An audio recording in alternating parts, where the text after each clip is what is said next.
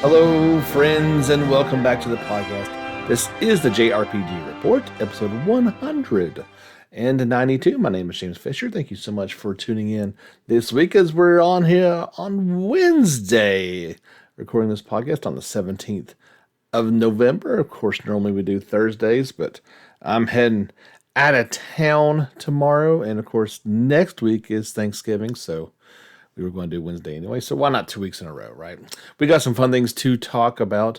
First up, before I forget, again, I meant to plug the idea that I was going to be on the Steam Machine podcast with our good friend Dalton.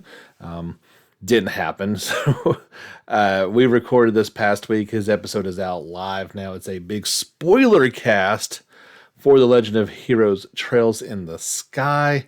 If you have not played that game, that's what Spoilercast means. Don't listen to it. However, if you have and want to hear our thoughts on it, it was probably the least spoiler cast episode ever, as he's only played that one game, and of course I've played most of them. And you have to be very careful with the information that you reveal, as you don't want to ruin anything in the next 8 games. So yeah, that was a lot of fun talking with him. But yeah, go over check it out, Steam Machine Podcast, and all his content over there. Our good friend Dalton, we'll have him back on the show here sometime shortly. But we had a bunch of smaller type stories this week. I'm going to lead off where we have kind of the most meat on the bone, biggest story that I can talk about for a few minutes. And that is Atelier Sophie 2, The Alchemist of the Mysterious Dream. There was a live stream that went on for the Japanese version of this game, and we got about 22 minutes of new gameplay footage. If you are curious how the game is looking, go check out our YouTube channel. I took that snippet out and put it there for your viewing pleasure. There was also some new images and screenshots. I got a separate slideshow for that if you are curious how that's looking. But here is the new information that was gathered up. There is a new character, Elvira, who is the creator of this mysterious world that Sophie finds herself in, of Erdewege, a weather control system, and the major gathering spots, as well as a few more things. First up, Elvira, I guess is how you say her name, that's how it looks to me. As Sophie and her friends continue exploring this new land, they stumble upon the location of Elvira, the goddess who created Erdewege. Here, Sophie is finally reunited with Placia, but her friend appears to be lifeless. Does Elvira know the secret behind Placia's unconscious state? Going to guess, probably so. You can see her image, and she's in the gameplay as well, so new character. So this weather control system, I thought I saw a comment that this was in one of the previous games, if not the previous game. I still have yet to play it, so we'll see how this works in there. Throughout the many adventures in Sophie 2, players will encounter environmental obstacles such as raging rivers that will stop their progress. Each area of Erdewege has predetermined weather, but thanks to the discovery of the Dreamscape stones scattered across the land, Sophie and her friends are able to change the weather to help them progress on their journey. Using the Dreamscape Stone to change the weather can dramatically change the environment, such as lowering the level of water of a once flooded location, as well as uncover new gathering spots with a wealth of unique materials. They kind of hinted on this in Ryza, and with using like the grappling hook to reach different areas as your abilities got better, the ability to swim underwater to reach certain areas at certain times. So all the games kind of have a bit of this in there, this weather control system. I mean, either you could lower the water weather. I think I saw some snow, ice type possibilities, so you could freeze the water to access new areas. Bunch of possibilities with this. I like the idea of what's going on there. The major gathering spots.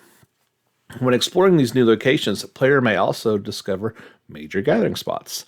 Spots that allow them to obtain better materials than those found in traditional gathering spots.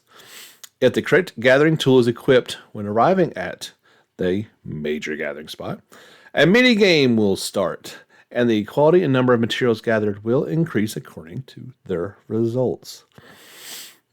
These mini games include a fishing rod style game where a certain number of fish must be caught, and a slingshot game where players have to shatter various targets within the time limit.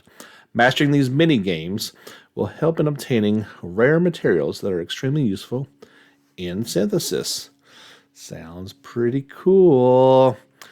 There is a first run bonus. To celebrate Sophie's latest adventure, Koei Tecmo also announced today that those who purchase the game physically on its first run will receive a special reversible cover sheet for their game and a bonus poster with exclusive artwork by Noko. Nice. More incentive to pre-order the game.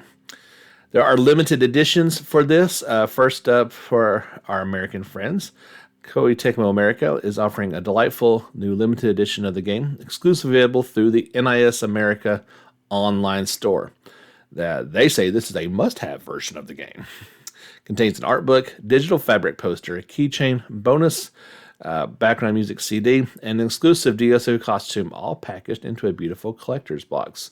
If you look at the images in my slideshow presentation, that's kind of thrown in there at the end of it. The things that are included in this limited edition. I want to say it's $119.99. And stock was, as of this recording, I believe they still had 25 to 50% available. Maybe it was the other way around. Just kind of going off the top of my head here. Europe, of course, gets a better, perhaps, special edition.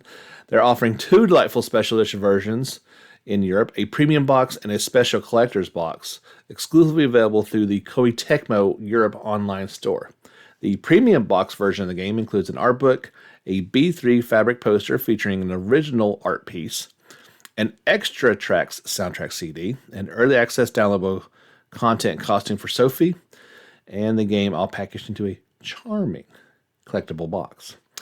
The must-have special collector's box for the special collection box version of the game contains all the contents in the premium box, as well as an A1 wall scroll featuring an original art piece, a whale necklace motif metal keychain based on Sophie's in-game jewelry, and a set of 2 illustrated clear files and a special large crystal paperweight. So, yeah, you've got the regular old American special edition, blah, blah, blah. You get the special collection box in Europe, and then, as if that wasn't enough, no, the premium box is awesome. And then you get the special collection box. I don't have prices for those. I didn't look that up, but I'm guessing it's not cheap. You can guess as well as I can how much that's going to go for. That later one sounds closer to that $200 range, just if I had to take a guesstimate at that, but we'll have to wait and see. There was a new trailer that came out for it as well. You can see that if you're watching the YouTube version of this podcast. You've already seen it. That's going on there. I'm doing something a bit new, and that kind of wraps up everything. Let me just close that. Atelier Sophie 2, The Alchemist of the Mysterious Dream, is due out for PS4, Switch, and PC via Steam on February the 24th, 2022 in Japan. The next day, February 25th, worldwide. I'm kind of going to be saving the trailers for the video podcast version. YouTube has said that they don't like it when I just repost trailers online, that is reusing content, therefore not enabling monetization for my channel. I have to add something to it, like what we do here on the podcast. So if it's just a trailer, you're going to see it during the video version of the podcast, not necessarily just up on the channel by itself. That's something we're going to be kind of transitioning into as we move into 2022, along with some other changes. I'll probably detail a lot of those on the next podcast because I'm thinking it's going to be a little light on the content. There was one other small announcement for Atelier Sophie 2, and they didn't really say much, just that there's going to be a Tales of Arise crossover event. That's it. They did promise things like illustrations and interviews as the game approaches release. So I don't know. It's interesting. Bandai Namco and Koei Tecmo kind of working together in a certain aspect. Usually, you certainly see things like we saw with Scarlet Nexus and Tales of Arise. Games made by the same company would have crossover ties, but not necessarily two different ones. So I'd like to see how that's going to work. Could be interesting. Briefly, since we mentioned Tales of Arise, and I don't really want to get into all the nominations, but there was the nominations for the Game Awards 2021, which is going on live on December the 9th. Tales of Rise didn't make it into Game of the Year. Hopefully Ratchet and Clank wins that, but it's up against some stiff competition. But in the Best RPG category, you do have to scroll down there for a bit. We did have a couple JRPGs represented, actually 4 of the 5. So you had Cyberpunk 2077, Monster Hunter Rise, Scarlet Nexus, Shin Megami Tensei 5, and Tales of Arise. So you pick your favorite RPG.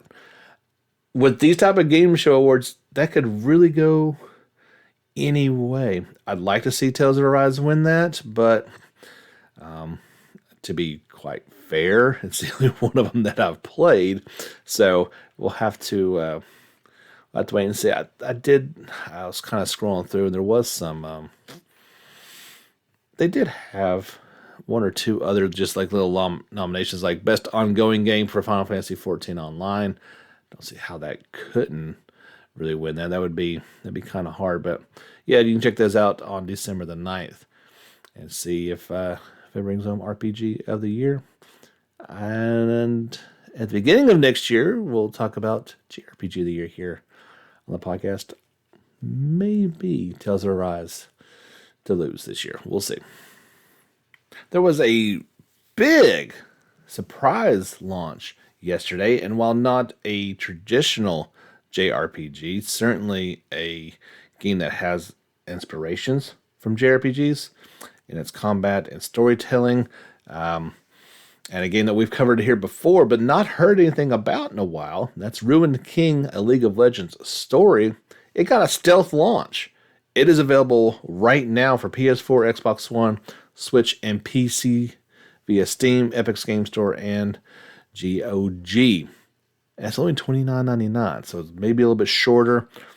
This is from Airship Syndicate, which did the Battle Chasers Night War game. It was also kind of value priced and a bit shorter, but excellent. And that's kind of why I'm covering it here, is because I really enjoyed that game. And to be completely fair, this looks like they just said, hey, we got this game and this engine. Can we have Leagues of Legends people? And poop, there you go. Let's make a story with these guys. A deluxe edition is also available for $39.99. Now, PS5 and Xbox Series versions are coming at a later date, and there'll be a free upgrade. However, don't know what that is just yet. But yeah, you can go pick that up right now. You unite a party of League of Legends champions, explore Blygewater, and set sail for the Shadow Isles to uncover the secrets of the deadly Black Mist. Developed by Airship Syndicate and featuring the art style of legendary comic book artist Madureira, creators of Battle Chasers and Darksiders, Ruined King, a League of Legends stories is the first Riot Forge game that invites you to explore the League of Legends universe. In this immersive turn-based RPG, you'll have the freedom to configure your party and control an unlikely group of LOL champions, exploring the bustling city of Blygewater and the mysterious Shadow Isles and experience the Lane Initiative system. There was a launch trailer to go along with this. You've been looking at that right now. If you're looking on the YouTube version of this podcast, of course. The Lane Initiative system. Choose your approach for each enemy encounter and change the course of the battle by tweaking the speed of your actions, reacting to environmental events, or modifying the effects of your abilities. So yeah, I was kind of looking forward to this game quite a bit. Every so often you hear about something like this where a game just boom, it's available. Very, very rarely though. And I'm not sure why a company would necessarily choose to do this, but we'll see if it works out for them.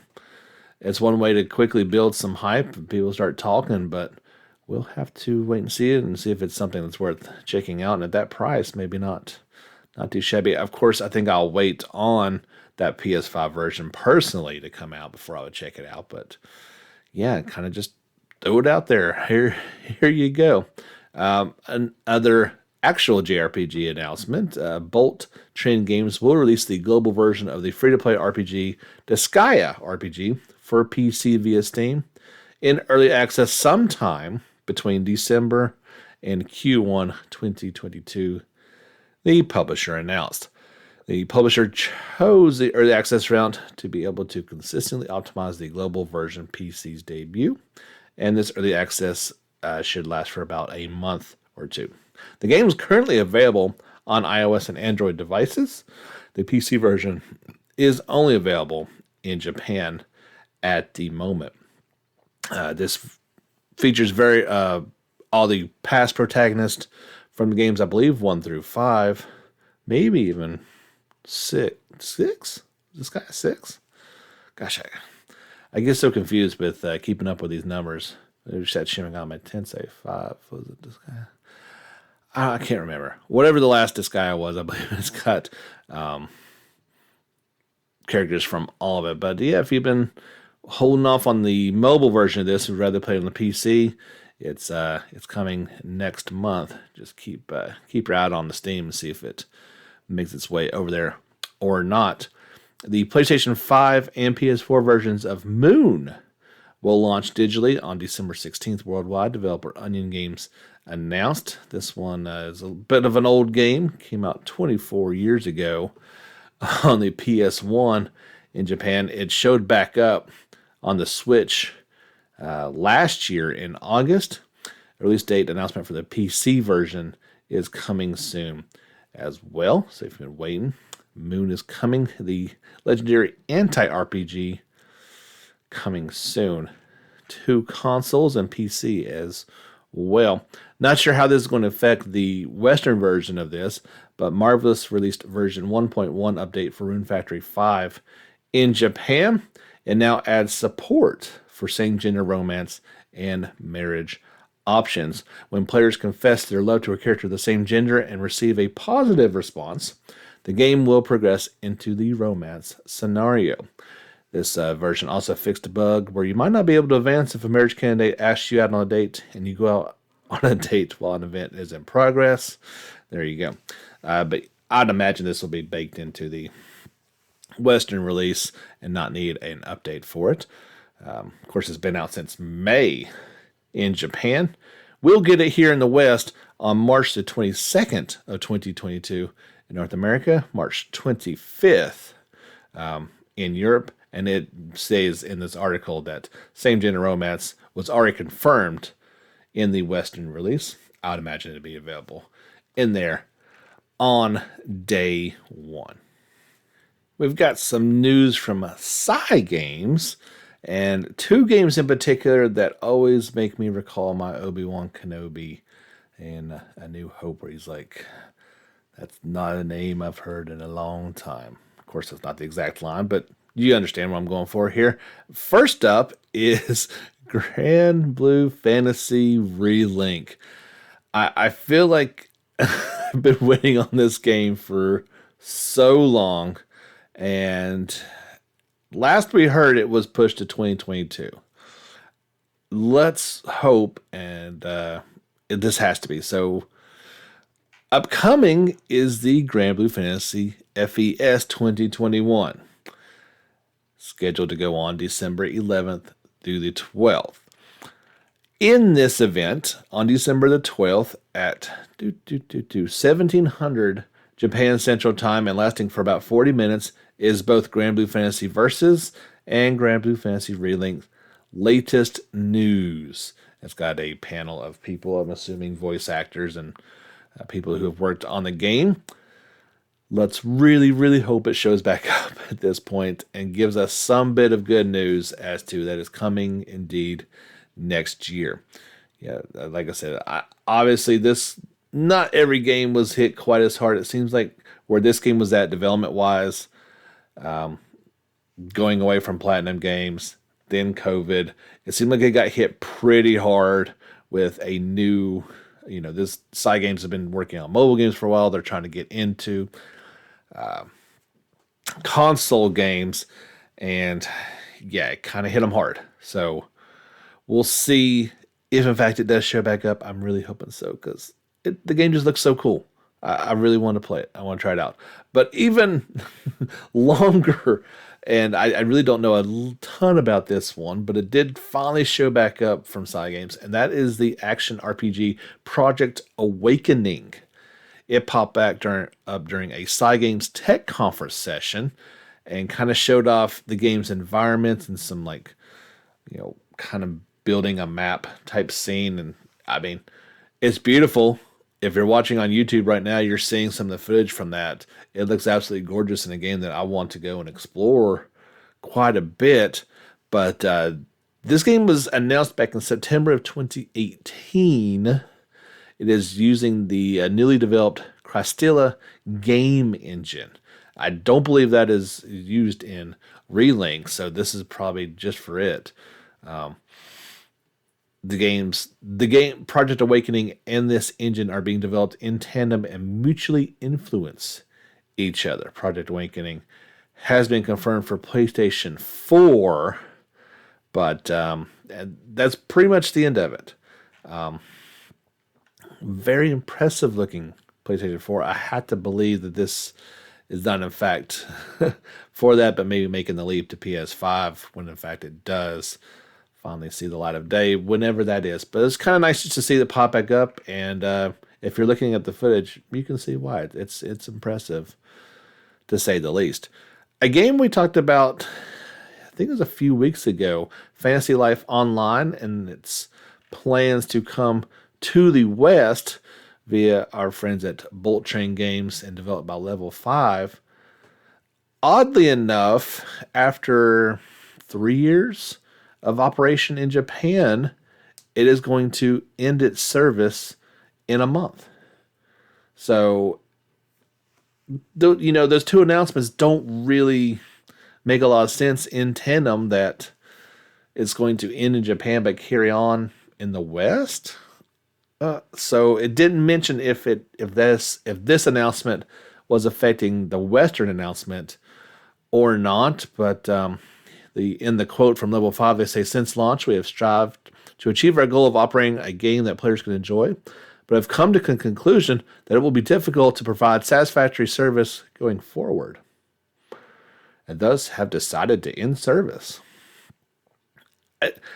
If you're just asking me, that sounds like it's not going to come to the West, but we'll wait and see if in fact it does or not. I'll keep you posted if I hear anything else. But yeah, that was kind of just a weird announcement, to say the least. I don't know. Coming out in just 2 days, Pokemon fanatics will get their hands on Brilliant Diamond and Shining Pearl. They can be purchased individually or as a set. There was a kind of final overview trailer that came out for these. You can peek at it right now. It goes into the multiple elements of the game, including the new Hideaways feature, in which players can engage with Pokemon in a number of unique biomes. The new Pokemon Hideaways feature in the game, the Grand Underground, will see Pokemon roaming around in the open rather than engaging in random battles. The Pokemon that appear will be contingent on what statues players have placed in their secret base. So yeah, if you've been waiting on that, you don't have to wait but just 2 more days. And you can finally check it out. I don't expect to see this in the West anytime soon, but Square Enix has published a children's Final Fantasy picture book featuring the adventures of an inventor named Sid and his Chocobo sidekick. How adorable! Chocobo and the Flying Ship will release in Japan on December 16th. People can get it via the Square Enix store for about $11. Pre-orders are currently open and feature bonus items such as a canvas bag, t-shirts, and a special message from the author. Chocobo and the Flying Ship is the tale of Sid and Chocobo as they attempt to build a flying ship. I'm not sure how the Chocobo would help in building a ship. This is probably all on Sid, let's be fair. The book will apparently be full of references to older Final Fantasy titles. It even features the original heroes from the first installment of Final Fantasy fighting against a Jinn. Like I said, I don't think this is coming to the West, but it looks super cute, and maybe we can push for something more like this to come to the West. My kid would read it, that's for sure. We'll have to wait and see if it does in fact come here. Definitely coming soon. We have a release date for it, and it's today. Scarlet Nexus Enhancement Pack 1 DLC, the first paid DLC, is showing up right now. The Japanese Twitter account shared some more details and screenshots. It offered a hint at some of the 10 new episodes people will experience.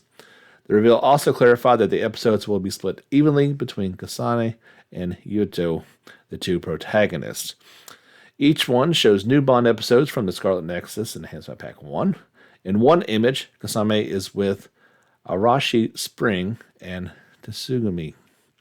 The other involves Yuto, Shiden, and Luca.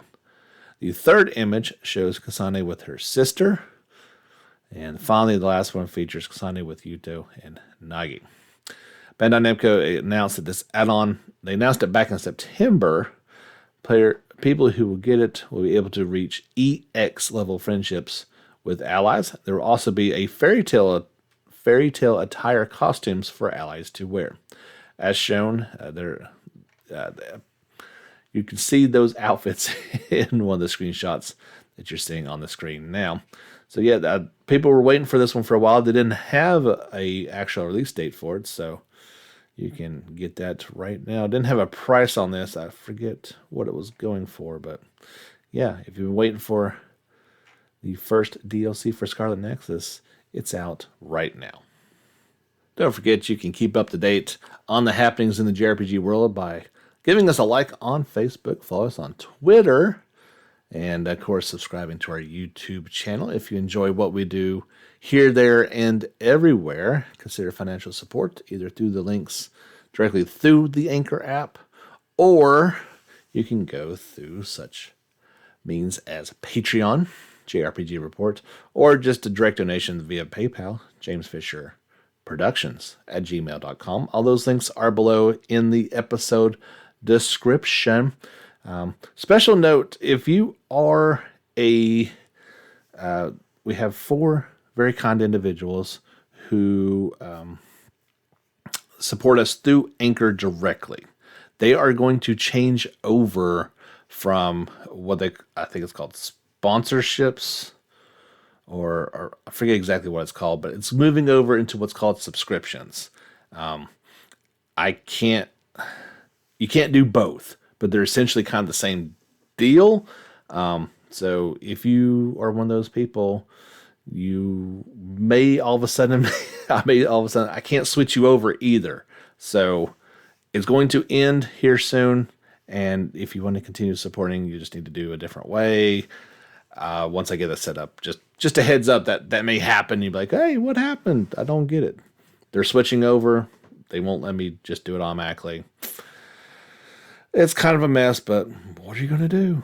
I don't know. Used from the Yakuza world, Reigai Gakoto I don't know if I got that right at all, but the makers of Yakuza, that studio is working on a new intellectual property, separate from the Yakuza and Judgment franchises. In an upcoming interview, studio director Masayoshi Yokoyama also reveals new information about the recently announced sequel to Yakuza Like a Dragon. Additionally, he revealed the studio will continue to give attention to the Judgment series. In an interview with Famitsu, Yokoyama discusses the future of RGG Studio as well as its two prominent IPs. Reports from earlier this year indicated that Judgment series could abruptly end due to conflicts with the main actor, Takuya Kimura's talent agency. Yokoyama doesn't address these rumors directly, although he does state that the studio will actively challenge itself to make new games when the environment is right. I was not aware of that. That is interesting.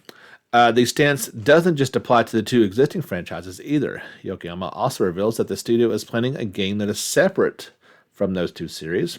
This unannounced title is currently in development at the studio. Building on previous announcements, Yokoyama mentions the tentatively titled, like Yakuza 8, will take place several years after the events of Yakuza Like a Dragon. Remember, Like a Dragon is the new Yakuza. They're carrying it on. It's going to be turn-based from now on. Judgment will use the Yakuza fighting influences, but as a separate, quite confusing. But yeah, so Like a Dragon 2 is basically Yakuza 8. Got it? Okay. When asked whether Ichiban will be the game's main protagonist, Yokoyama responds with an ambiguous, well, yes. Finally, Yokoyama talks about the changes that came with the departure of studio veterans. With 300 employees, Yokoyama recalls how change was hard to come by at RGG Studio without something drastic happening. His quote, Raga Gokoku Studios has reached over 300 employees in the past 10 years, while Toshihiro Nagoshi and Daisuke Sato were the top three for a long time. Changes were hard to make in this sort of organization without some sort of shock. In that sense, I believe the new restructuring is an indication of change. Yokoyama reiterates that changes in employment are a common occurrence within companies. Yeah. He also expresses appreciation for being in an environment where publicly announced organizational changes is required. Yeah, not every time does the whole world know about your company changes. So yeah, they're interesting to, if Judgment were to end, it does sound like they've kind of got something planned in to possibly carrying that on. They couldn't use the actor's likeness, but maybe taking a different direction. And I Like a Dragon. That's another one in the backlog that I need to address. Maybe something I need to do soon. We shall see. If you are a Phantasy Star Online Phantasy Star Online 2 New Genesis player, there's some new outfits and accessories coming from the Attack on Titan world. Starting, yesterday, November 16th, players will be able to obtain items such as the Scout Regiment uniform, Titan suit, and ultra hard steel blades from the Titans of Destruction AC Scratch tickets. These will be available for about a month until December the 14th. Each ticket will cost 200 AC. Looks pretty cool. I think I watched the first season of Attack on Titan. It was pretty cool. But yeah, these are some very faithful outfits and looks. The Titan skin, or like they're on, if you're unfamiliar with the anime, it's odd, and it looks very odd in here in this screenshot as well. But yeah, if you are a fan of that and want to put that into New Genesis, you can now do so. Speaking of kind of odd things, we hinted this a while ago that Monster Hunter Rise was having a crossover event. Well, they've done previous ones with Monster Hunter Stories 2, Okami, Street Fighter, Mega Man, and Ghosts and Goblins. Well, the next ridiculous crossover event is Sonic. Sonic the Hedgehog is coming to Monster Hunter Rise, and he looks ridiculous. Ridiculously awesome, I guess, is a better term for it. But yeah, just it always looks odd. But yeah, seeing a kind of a pudgy type looking Sonic in this one and moving around in full 3D, I don't know. I don't know. And the characters can also give themselves kind of the Sonic blue hair. You can dress up your Palamade as Tails. Why not, right? Not quite the Sonic I was used to seeing, but there you go. He's in there. If you're watching this on YouTube, you're seeing kind of the collaboration event trailer that is going on with it. This will all be available come November the 26th. You can live out your dreams of combining Sonic the Hedgehog and Monster Hunter Rises worlds into one nice little package. There you go. Finally, I just want to point you in the direction of this article from our friends over at Siliconia. I shared it on our social media channels as well. They did a very good and thorough review of Tales of Luminaria. Kind of, they put obviously much more time into it than I did, but they were able to kind of take what I was feeling after, an hour or two of play and really put it into much better words. They are writers, and they did a very good job of writing an article that really portrays, just in a nutshell, they say it often misses the mark and strays too far off the beaten path to make it an enjoyable experience. I invite you to read that for yourself and see because it's quite lengthy, but see if you agree. Like I said, I invite anyone to try Tales of Luminaria. It's free. Like, there's no point in not trying it to see if you like it or not. But yeah, I didn't, and it sounds like the writer of this article didn't really care for it. As much as, if you've listened to this podcast, since they announced this thing back at Gamescom, I was excited. And I think that leads into it too. If you're excited and then ultimately disappointed by a product, it feels much worse. If you're skeptical and you're not, holding out much hope and you go into it, you're like, hey, this is great. Because I have a couple free gacha games on my phone right now that I play every day. They're good ways to kill time. They're enjoyable. Tales of Luminaria was not one of them, and I'm sad to say that, as I would like to have a mobile Tales experience. Maybe that's something they can look at in the future, making something more like that on the Switch. I think would be the perfect platform. Like, I really enjoyed playing Tales of Vesperia on there, but I also really enjoyed back on the DS playing Tales of the Abyss, my favorite Tales of game. And that worked on a small screen. I mean, I played Tales of Hearts on the Vita. I don't think Arise would work on the Switch, especially not from a technical standpoint, but a old school Tales experience like what they were trying to kind of make in Luminaria would work on a small screen in portable format. I'd like to see it happen. Maybe mobile is just not the way to go with this franchise, unfortunately. That's going to do it for this podcast, episode 192, wrapping up. We'll have another one next Wednesday as well. Have a pre-Turkey Day festivities. I don't know how much information we're going to have to cover, but I am outlining some plans and some changes that we've been hinting at for a while. And if we've got time, I think next week might be a good time to kind of introduce what we're going to try to roll out here on the podcast and with our online presence in 2022. So I've been hinting at it for a while. I got some plans. Going to try to finalize some things, and maybe we'll have some time to talk about it next week. My name is James Fisher. Thank you so much for tuning in this week and every week. Follow us on our socials and support the podcast if you enjoy what we're doing here. It makes it that much easier. It's kind of what we're trying to do is,